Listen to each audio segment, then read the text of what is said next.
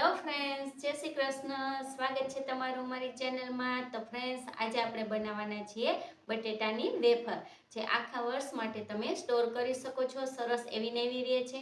ઘણા લોકોને વેફર બનાવતા હોય છે તો તળે છે ત્યારે લાલ થઈ જતી હોય છે અથવા તો કાળી પડી જતી હોય છે. તો એ ન થાય એના માટે કેટલીક ટિપ્સ સાથે આજે આપણે બનાવીશું બટેટાની વેફર.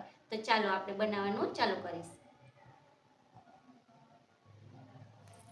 તો સૌથી પહેલાં બટેટાની વેફર બનાવવા માટે અહીં આ રીતના બટેટા લઈ લેવાના છે, જે એકદમ કઠણ હોવા જોઈએ. તમારે બટેટાની વેફર કરવી હોય ત્યારે પોચા બટેટા નહીં લેવાના, આ રીતે લેવાના અને મીડિયમ સાઇઝના બટેટા ચૂઝ કરવાના, બહુ મોટા પણ નહીં અને નાના પણ નહીં. તો આ બટેટાને મેં પાણીથી ધોઈ અને લઈ લીધા છે. 2 કિલો જેવા બટેટા છે. તમારે જેટલા પ્રમાણમાં કરવું હોય એ રીતે તમે પછી કરી શકો છો. આજે હું તમને આટલા બટેટામાં કઈ રીતે વેફર બનાવી એ શીખવવાની છું.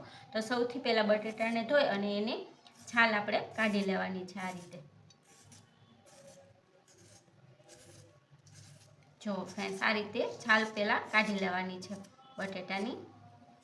જરા પણ છાલ ન રહે એ રીતે તમારે પછી એ બટેટાને એમને જ નથી રાખવાના, નહીંતર કાળા પડી જશે. આ રીતે પાણી રાખેલું હોય એમાં રાખી દેવાના. તો સૌથી પહેલાં હું છાલ કાઢી લઈશ બટેટાની. ફ્રેન્ડ્સ, આપણે બધા જ બટેટાની છાલ કાઢી લીધી છે, તમે જોઈ શકો છો.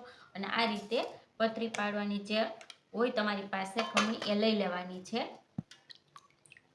આ રીતે સ્લાઇડરમાં પતરી પાડવાની છે. સ્લાઇડર તમારે એવું હોવું જોઈએ કે બહુ જાડી પણ ન પડે પતરી અને પાતળી પણ એકદમ ન પડે, એવું તમારે ચૂઝ કરવાનું, જેથી તમારી વેફર સરસ કાળી નહીં થાય, સરસ થશે. આ રીતે બટેટું લઈ લેવાનું છે. હવે કરતું જવાનું છે આ રીતે, જે હું તમને આગળ બતાવું. જો આ રીતના પતરી પડે છે, જે જાડી પણ નથી અને પાતળી પણ નથી. તો બધી જ આવી રીતે પતરી પડી જાય એને તમારે ડાયરેક્ટ પાણી લઈ લેવાનું છે. પાણી અગાઉથી જ ભરી રાખવાનું છે. 3 થી 4 પાણીથી આપણે આ પતરીને વોશ કરવાની છે. એટલે પહેલાં એક બાઉલમાં એ પતરી પાડી અને રાખી દેશું આપણે. તો ફ્રેન્ડ્સ, મેં થોડીક પ્લેન વેફર પણ કરી છે અને આ રીતે બ્લેડ આવે છે, એ તમારી પાસે હોય તો એ પણ કરી શકો છો. તો એમાં આપણે કરીશું જે હું તમને બતાવું. એક રીતે એકવાર આડું અને એકવાર ઊભું, એવી રીતે તમારે આવી રીતે બટેટાને કરવાનું છે, એટલે ચેક્સવાળી થશે. જો તમે જોઈ શકો છો, આ રીતે તમારી વેફર બનીને તૈયાર થશે. એટલે તમને જે રીતના પસંદ હોય એ રીતના તમે વેફર પાડી શકો છો. આ રીતે થોડીક આ રીતે હું વેફર પાડી લઈશ અને આગળ હું તમને બતાવું કે જો આપણે જે પહેલાં પાણીમાં નાખી હતી આ બધી પ્લેન બટેટાની ચિપ્સ, એને આ જો પાણી દોડું થઈ જાય, આ સ્ટાર્ચ છે એ આપણે કાઢવાનો છે. એટલે હળવા આ રીતે હલાવી પછી બીજું ચોખ્ખું પાણી હોય એમાં એડ કરવાની છે.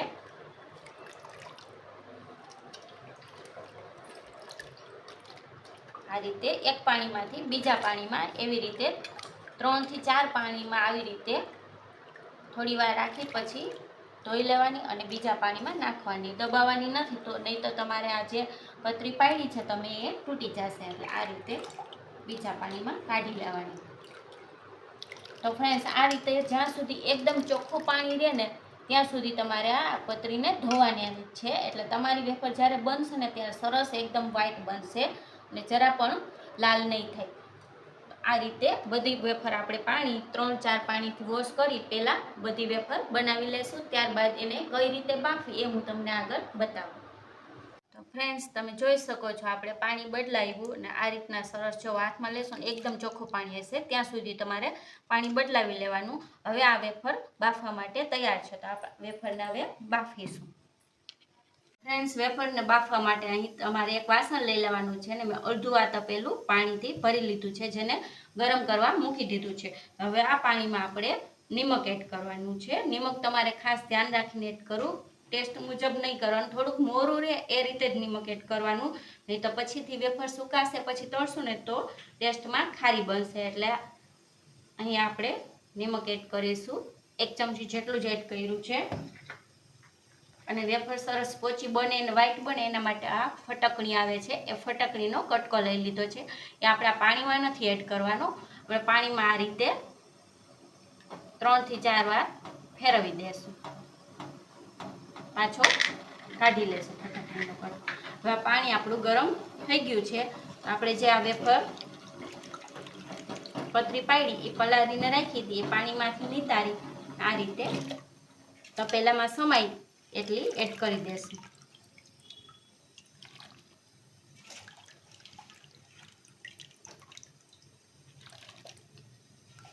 એકદમ વધારે નહીં એડ કરવાની, થોડીક બફાવા માટે જગ્યા એટલી પ્રમાણમાં તમારે એડ કરવાની.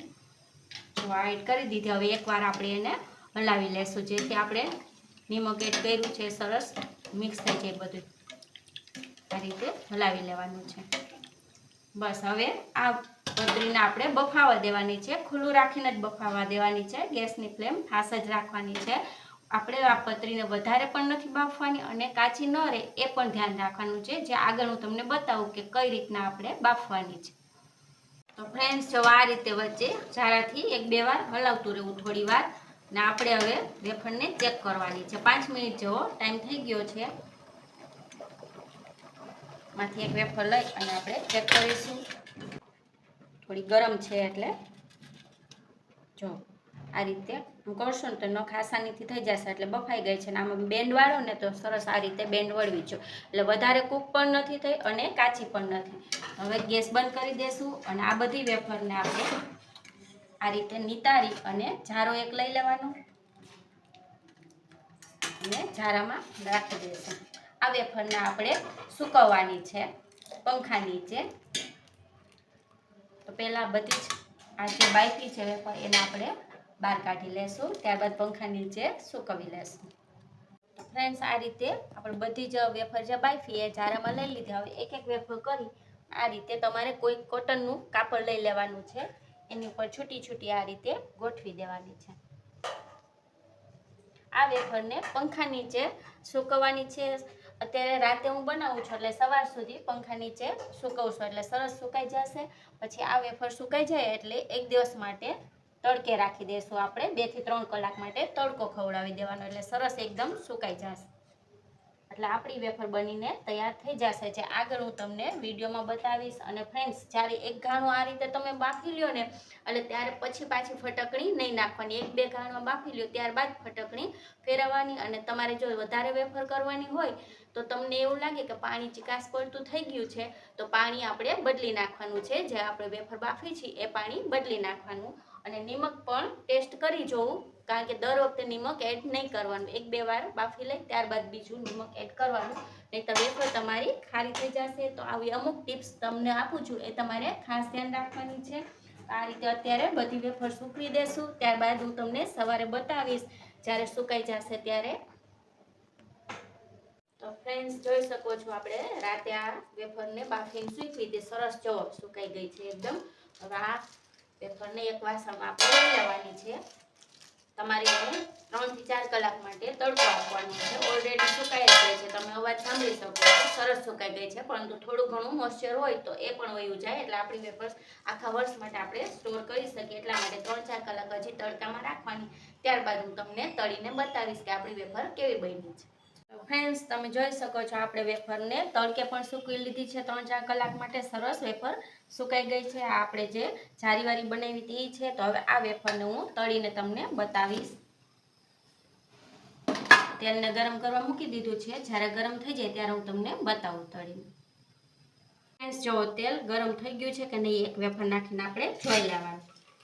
જો સરસ આસાનીથી ઉપર તરત આવી જાય એટલું ગરમ કરવાનું. એકદમ વધારે ગરમ પણ નહીં કરવાનું ને ઓછું પણ ન હોવું જોઈએ. હવે આપણે એમાં વેફર તળીશું.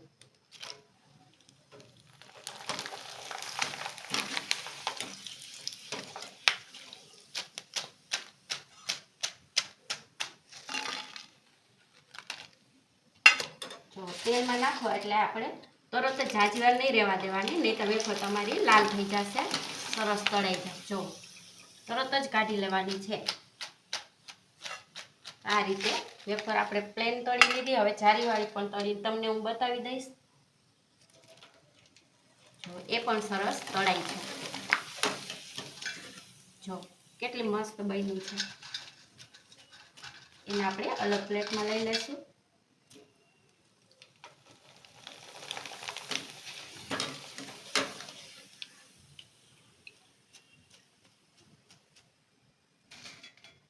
આ રીતે વેફર હવે થોડીક હજી તળી લઉં ત્યારબાદ તમને હું બતાવું.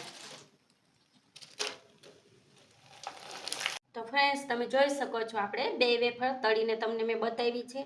હવે તોડીને પણ બતાવીશ કે કેટલી એકદમ પોચી બની છે. જો એક અંગૂઠાથી આમ કરશો ને ત્યાં સરસ ભાંગી જશે, એટલી પોચી બને છે. તો મારી તમે જે મેં બતાવી છે એ ટિપ્સ ફોલો કરશો ને તો તમારી વેફર પણ સરસ આવી જ બનશે. હવે વેફર તળી લ્યો એટલે ગરમ ગરમ હોય ત્યારે જ તમારે લાલ મરચું પાવડર સ્પ્રિંકલ કરી દેવું. જો તમને ચાટ મસાલો ગમતો હોય તો એ પણ સ્પ્રિંકલ કરી શકો છો. તો બહુ ટેસ્ટી વધારે લાગે છે. તો તૈયાર છે આપણી બટેટાની વેફર. છે 2 રીતના તમને બતાવી છે. અને બીજી ટિપ્સ એ છે કે જ્યારે તળો ને ત્યારે પણ તેલનું ટેમ્પરેચર તમારે ખાસ ધ્યાનમાં રાખવાનું છે. તો તમારી વેફર પણ આવી જ સરસ દૂધ જેવી એકદમ સફેદ અને પોચી બનશે. તમને જો મારો આ વિડીયો ગમ્યો હોય તો આ વિડીયોને લાઇક અને શેર કરવાનું ભૂલતા નહીં. અમારી ચેનલને સબસ્ક્રાઈબ કરી દેજો. તો ફરી મળીશું નવા વિડીયોમાં. Thank you.